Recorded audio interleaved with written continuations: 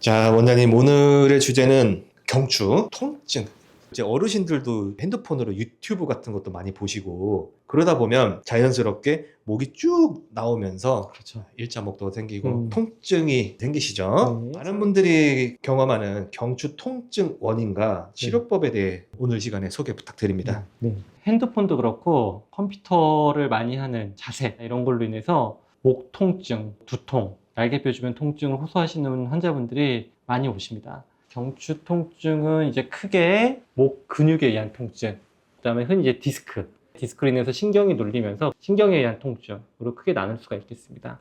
근육에 의한 통증은 흔히 이제 일자목 아니 거북목 이런 걸로 인해서 많이 유발이 되는데 대부분 자세랑 관련이 있고요. 일자목을 유발할 수 있는 자세가 이렇게 고개를 숙이는 자세, 그 다음에 컴퓨터 잘 때 이렇게 목을 앞으로 빼서 컴퓨터 보는 자세, 이런 자세가 일자목의 원인이기 때문에 학생들도 많이 오고요. 컴퓨터 작업을 많이 하는 사무직 하시는 분들도 목 근육이 뭉치면서 이렇게 많이 오시게 됩니다. 그 다음에 디스크 때문에 목 신경이 눌리면서 오시는 분들도 계시는데, 그러신 분들은 이제 목 통증도 통증이지만은 날개뼈 주변이나 팔로 저리다, 찌릿하다 이런 상지 방사통이 동반돼서 오시는 분들이 많이 계십니다. 경추 통증과 두통, 또 네. 연관이 있다고 했는데 어떤 관계가 있는 거죠? 화면을 보시면요, 이제 일자목이 있으신 분의 사진인데, 일자목이 있으면은 보통 목이 옆에서 봤을 때 이런 C자 커브를 그려야 되거든요. 근데 이분 같은 경우는 커브가 완전히 일자죠. 이 얘기는 이제 목을 받쳐주는 근육이 많이 뭉쳐있다는 얘기세요. 목 근육이 여기 후두부 쪽, 요 후두부 여기 붙기 때문에 근육 붙는 부위로 후두 쪽 근육 붙는 부위가 자극이 되면서 이렇게 뻗치는 두통 같은 게 생길 수가 있고요. 또 요 부위에 근육이 경직하게 되면은 요 근육 사이로 후두신경이 나오게 되는데, 그 신경도 같이 눌리면서 후두신경통이라고 하는, 후두부가 찌릿하다 얘기를 하시는데, 그런 신경통이 같이 좀 유발되면서 후두부 쪽에 주로 두통이 같이 유발이 되게 됩니다. 아, 네. 그리고 심한 경우 팔이나 손까지 저린다고 하는데 어떤 기준으로 그런 증상이 나타나는 거죠? 네. 또 이분 사진을 보시면은요, 엑스레이는 뼈를 보는 검사여서 정확하게 디스크 진단을 못 하는데, 대신 요 뼈가 뼈의 간격이죠. 요 사이에 이제 디스크가 들어있고, 아무래도 이 간격이 좀 좁아져 있으면 거기가 좀 눌려 있을 거다, 목 디스크가 의심이 된다, 그렇게 얘기를 하는데, 이분 같은 경우는 여기 5, 6번, 6, 7번 요 디스크 간격이 많이 좁아져 있으셔서 목 디스크가 의심이 되세요. 목 디스크가 생기면 뭐가 문제냐면은, 여기 디스크가 요 뒤로 튀어나오면서 목에서 나오는 신경, 이런 신경이 이제 팔이나 손으로 가는 신경들인데, 신경들이 눌리면서 자극이 되면서 팔이나 손이 저리다, 찌릿하다, 당긴다. 심하신 분들은 손에 힘도 떨어진다, 이런 식으로 얘기를 하십니다.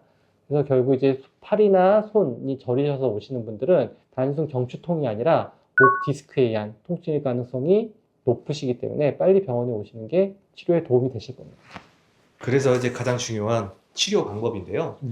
이런 얘기는 많이 들었어요. 가능하면 몸에 네. 칼을 대지 마라. 칼을 대는 순간 돌이킬 수 없기 때문에 사지마비가 되지 않는 이상 수술은 굳이 권장하지는 않죠. 그렇죠. 특히 목 쪽은 위험하기도 하고요. 꼭 진짜 수술이 필요하신 분들은 수술을 해야 되는 게 맞긴 하지만은, 수술을 하게 되면 오히려 이제 척추는 다시 뭐 20대나 건강한 척추로 돌아가는 게 아니라 오히려 주변 조직들이 약해지기 때문에 그만큼 관리가 더 중요하게 됩니다. 그래서 최대한 비수술적인 치료로 치료를 할 수 있는 게 제일 몸에는 장기적으로 봤을 때는 유리한 방법이고요.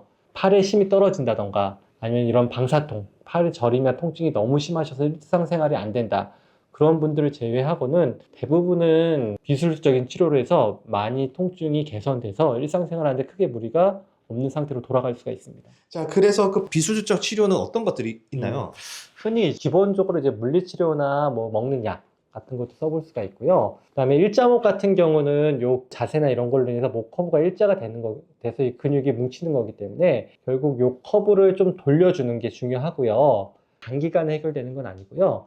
생활 습관의 교정이 필요한 거기 때문에 그거는 조금 시간을 길게 잡고 장기간적으로 좀 관리를 해주는 게 중요하시고요. 대신 이 일자목으로 해서 뭉친 근육을 풀어주는 거는 좀 빠른 시일 내에 해볼 수가 있는데, 기본적으로 아까 얘기했던 물리치료나 약 같은 거 드리는 것도 하나의 방법이고요. 그 다음에 이제 흔히 얘기하는 도수치료, 근육이나 관절 쪽을 밸런스도 좀 이렇게 맞춰주고 뭉친 근육들을 풀어주는 치료를 해볼 수가 있고요. 그 다음에 이제 체충격파도 효과적으로 통증 완화시켜줄 수 있는 방법인데, 충격파 자체가 뭐 염증도 제거시켜주고 근육을 좀 풀어주는 효과도 있지만은, 충격파라는 것 자체는 주변 근육을 좀 강화시켜주고, 좀 똑같이 안 좋은 자세를 했을 때도 그쪽에 조금 더 통증이 오는 거를 좀 버텨줄 수 있는 힘을 키워주는 치료다, 이렇게 보시면 될 겁니다. 그 다음에 아무래도 좀 통증이 심하신 분들은 그 다음 단계로 조금 더 이제 빠르고 세게 효과적으로 통증을 완화시켜줄 수 있는 치료를 해볼 수가 있는데, 그 방법 중에 하나가 흔히 얘기하는 신경차단술, 뭐 주사치료 같은 걸 좀 해볼 수도 있고요.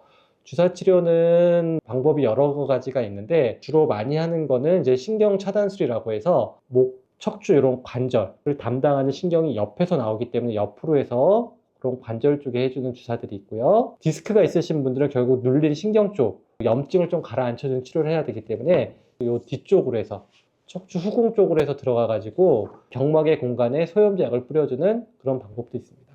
보통 이제 마취통증 의학과 선생님들은 주사를 정말 잘 놓으시거든요.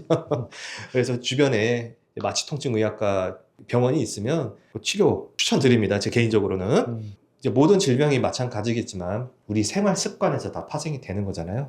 그래서 올바른 자세, 아무리 강조도 지나치지 않으니까 자세 잘 유지해 주시고요. 오늘도 경추 통증에 대해 자세히 설명해 주셔서 감사합니다. 네, 감사합니다.